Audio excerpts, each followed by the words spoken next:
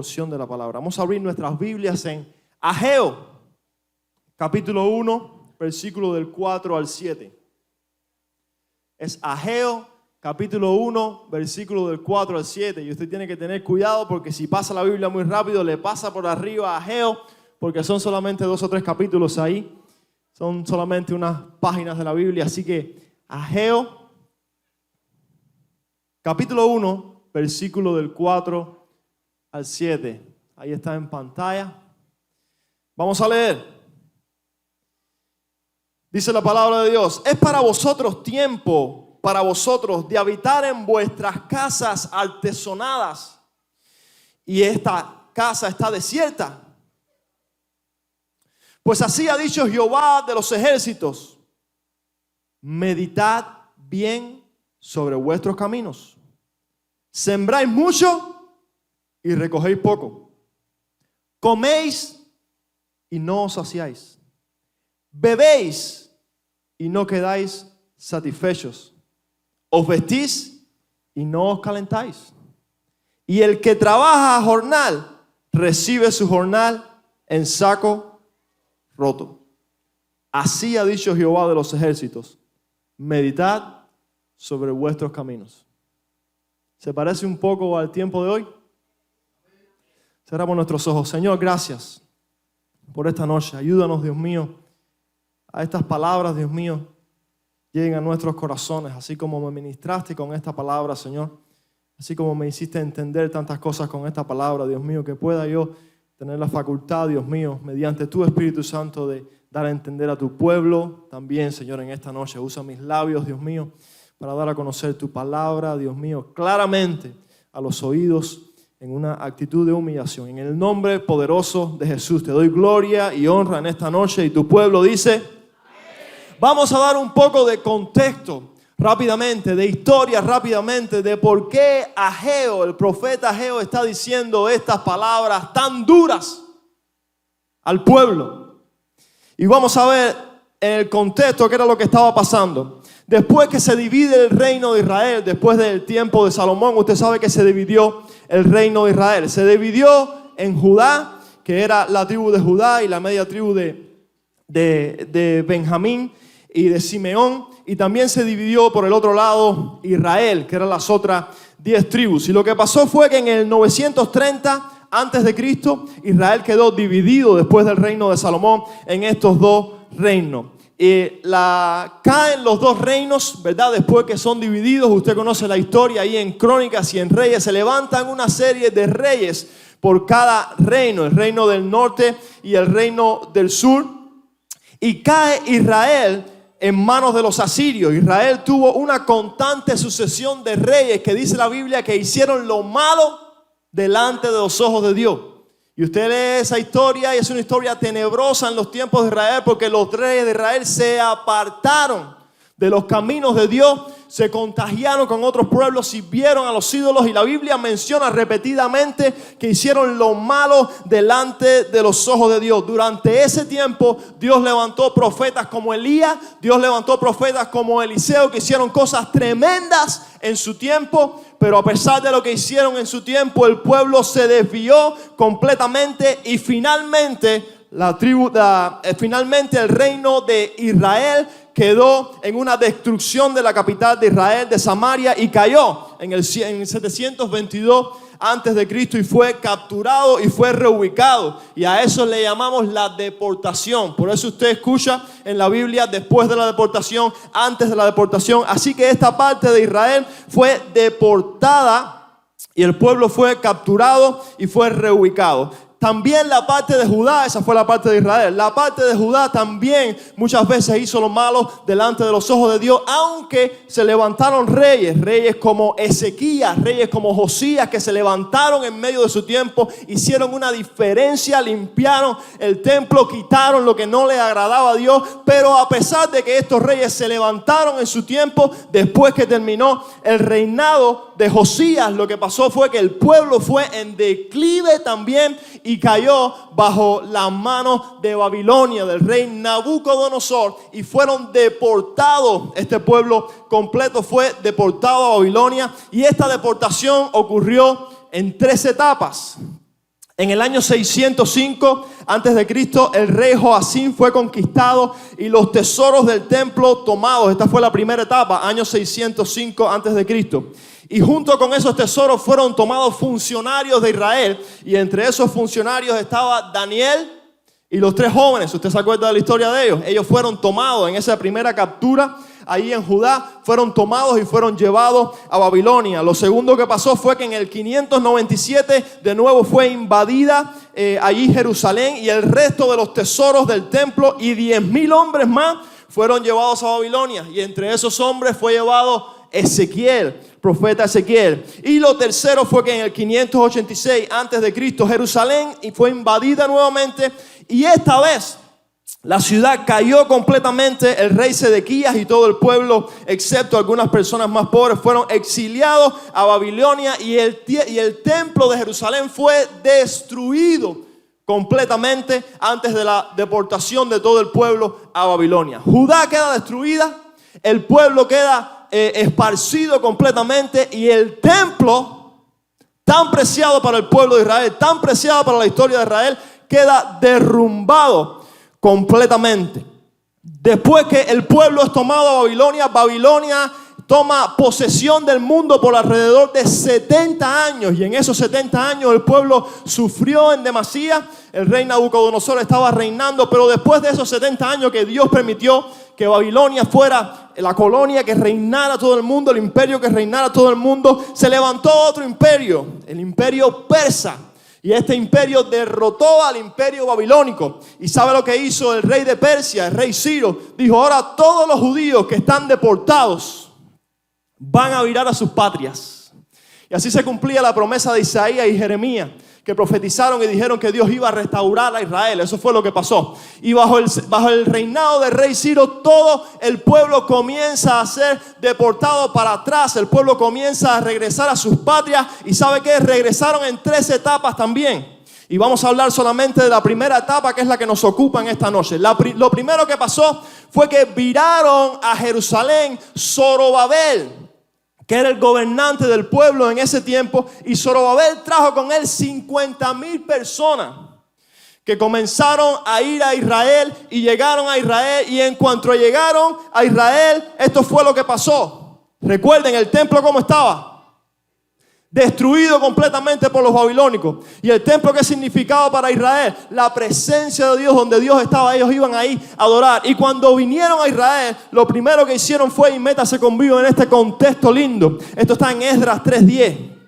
Lo primero que hicieron fue esto, Esdras 3:10. Y cuando los albañiles del templo de Jehová echaban los cimientos, comenzaron a echar los cimientos del templo de Dios. Fue lo primero que hicieron, edificar todos juntos. Empezaron a echar los cimientos y pusieron a los sacerdotes vestidos de sus ropas con trompetas y a los levitas, hijos de Asaf, con címbalos, para que alabasen a Jehová según la ordenanza de David, rey de Israel. Y cantaban alabando y dando gracias a Jehová y diciendo, porque Él es bueno, porque para siempre es su misericordia sobre Israel. Y todo el pueblo aclamaba a gran júbilo, alabando a Jehová, porque se echaban los cimientos de la casa de Jehová. Y muchos de los sacerdotes, de los levitas y de los jefes de las casas paternas, ancianos que habían visto la primera casa, viendo echar los cimientos de esta casa, lloraban en alta voz, mientras muchos otros daban grandes gritos de alegría,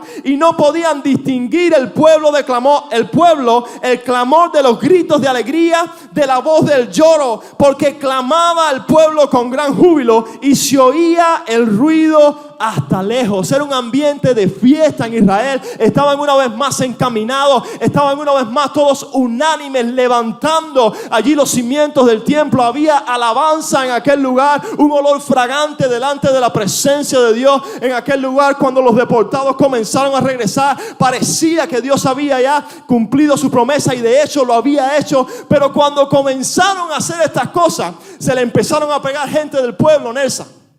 Y la gente del pueblo dijeron, hey, nosotros queremos edificar con ustedes.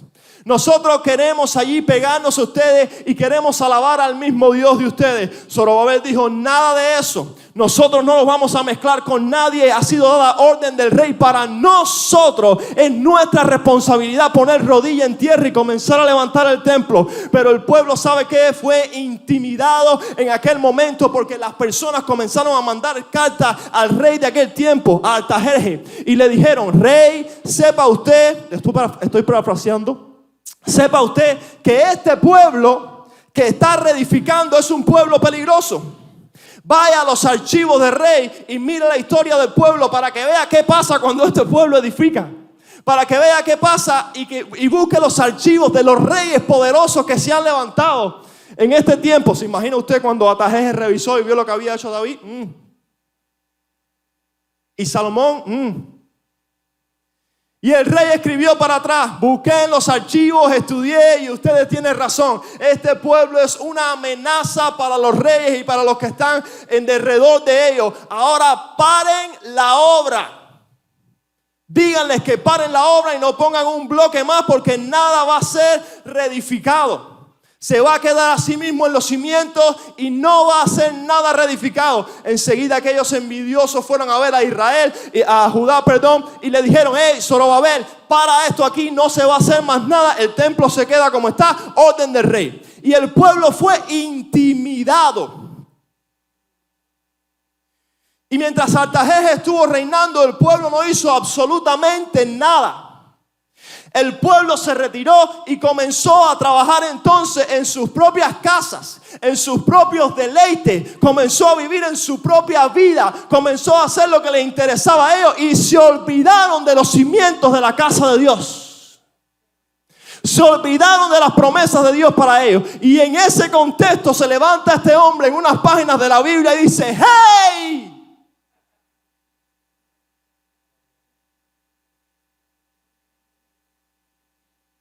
Están viviendo en sus casas artesonadas. Están viviendo en sus casas lindas y preciosas. Y el templo de Dios, ¿qué pasó? La promesa de Dios para nosotros, ¿qué pasó con eso? Y miren las palabras escalofriantes de la Biblia. Así ha dicho Jehová de los ejércitos, decía Geo, meditad sobre vuestros caminos, subir al monte y traer madera y reedificar la casa. Y pondré en ella mi voluntad y seré glorificado, ha dicho Jehová. Buscáis mucho y halláis poco. Y encerráis en casa y yo lo disiparé con un soplo. ¿Por qué? Dice Jehová de los ejércitos, por cuanto mi casa está desierta y cada uno de vosotros corre a su propia casa. Ahora escuchen la nueva traducción viviente. Escuche esto. Más claro todavía. Esto es lo que dice el Señor de los ejércitos celestiales. Miren lo que le está pasando, decía Jehová al pueblo. Vayan ahora a los montes, traigan madera y reconstruyan mi casa. Entonces me complaceré en ella y me sentiré honrado, dice el Señor. Esperaban cosechas abundantes, pero fueron pobres, y cuando trajeron la cosecha a su casa, yo la hice desaparecer con un soplo. ¿Por qué? Porque mi casa está en ruinas, dice el Señor Jehová de los ejércitos, mientras ustedes se ocupan de construir sus elegantes casas.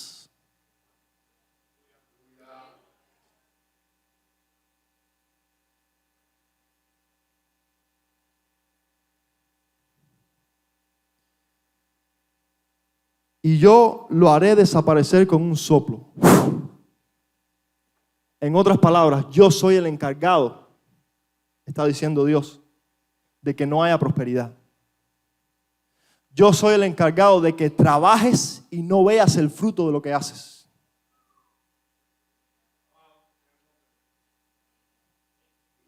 Está diciendo Jehová al pueblo.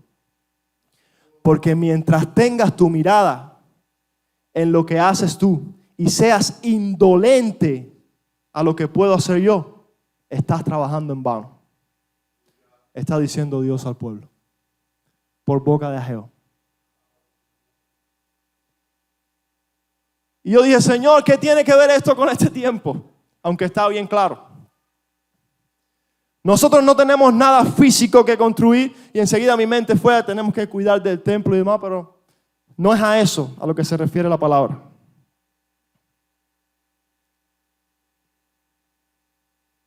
El propósito de Ageo era reenfocar las prioridades del pueblo. Y dije, Señor, ¿cómo puedo aplicar esto a los tiempos de ahora? Aunque la aplicación se ve un poco clara, pero me iba por aquí. Hechos 17:24. El Dios que hizo el mundo y todas las cosas que en él hay, siendo Señor del cielo y de la tierra, no habita en templos hechos por manos humanas, ni es honrado por mano de hombre, como si necesitase de algo. Pues Él es quien da a todos vida y aliento y todas las cosas. Primera de Corintios 3:16. ¿No se dan cuenta de que todos ustedes juntos son el templo de Dios y que el Espíritu de Dios vive en ustedes? Dios destruirá a cualquiera que destruya este templo, pues el templo de Dios es santo y ustedes son el templo de Dios. No es un templo hecho de mano. No es un templo construido por hombre lo que tenemos que atender ahora. Porque Jesús vino a esta tierra y murió y resucitó y padeció todo lo que padeció para que con su muerte la promesa del Espíritu Santo viniera a morar en el templo que ahora eres tú. Tenemos que mirar atrás como miró Ageo, toda su historia de Israel, todo lo que habían pasado, todo el sufrimiento de sus padres. Nosotros tenemos que mirar al sufrimiento de Jesús. Nosotros tenemos que mirar a las promesas de la cruz del Calvario. Nosotros tenemos que mirar a lo que padeció Él por nosotros para que la promesa del Espíritu Santo fuera puesta en ti. Y tenemos que preguntarnos, ¿es acaso bien que yo esté emprendiendo otras cosas y la casa de mi Dios esté desierta en mí?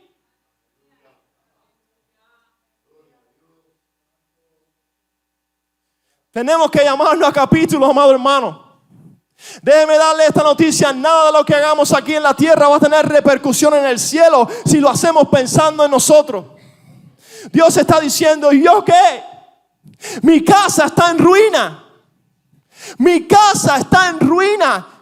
Y nosotros nos estamos preocupando por emprender nuestros planes personales. Oh, no por gusto, dice la Biblia. Pedís y no recibís porque pedís mal para gastar en vuestros deleites.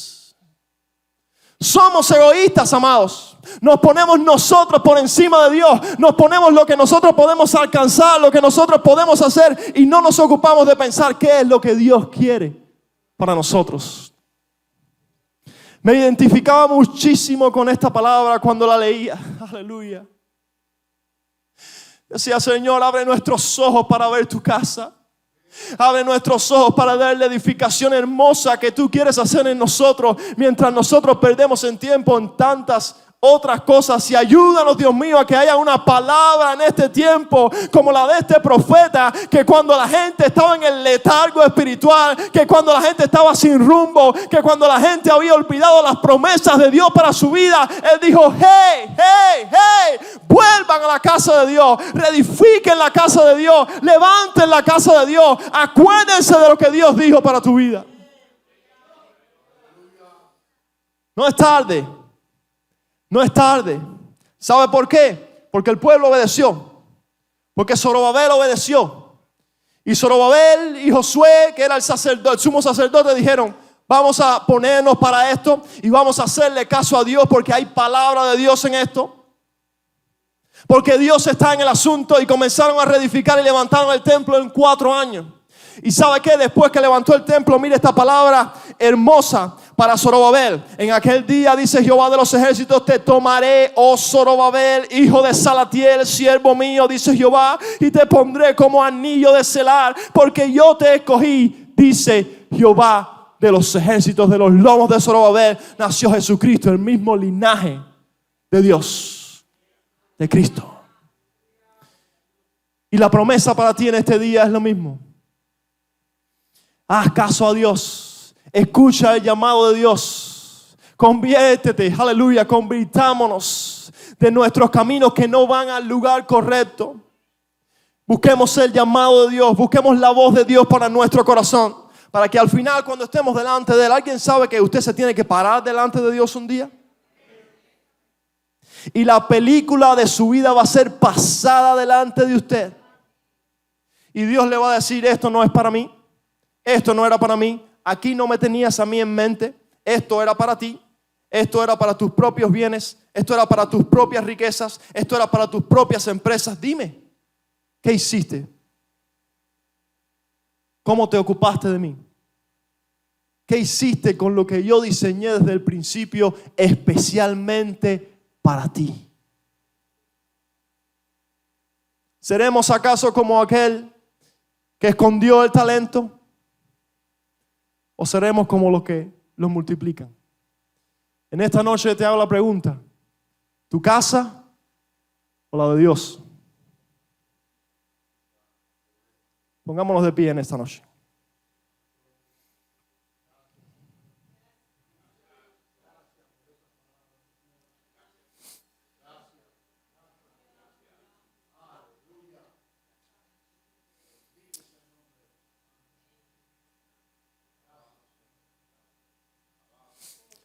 Señor Jesús, agradecemos tu presencia en esta noche. Agradecemos tus palabras dulces a nuestros oídos, Dios mío, necesarias para nuestro pasar, nuestro caminar por esta tierra, Señor. Gracias porque en este tiempo tu Espíritu Santo aún nos recuerda lo que debemos hacer, por dónde debemos transitar y qué es lo mejor para nuestras vidas y qué es lo que tú vas a recordar y lo que no vas a recordar. Ayúdanos, Dios mío, a transitar por esta vida. Ayúdanos a andar por esta vida. Ayúdanos a caminar por esta vida, Dios mío, poniéndote a ti en primer lugar, priorizándote a ti, Espíritu Santo de Dios, no dándote un huequito, un lugar en nuestro día, sino que tú seas nuestro día, que tú nos indiques, que tú nos ayudes a caminar. Danos tus fuerzas, Dios mío.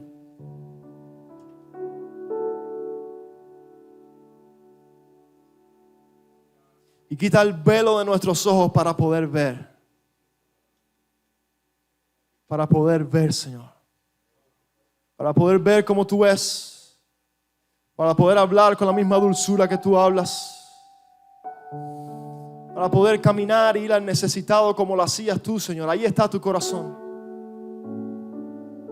El principio de la sabiduría es temerte, es obedecerte.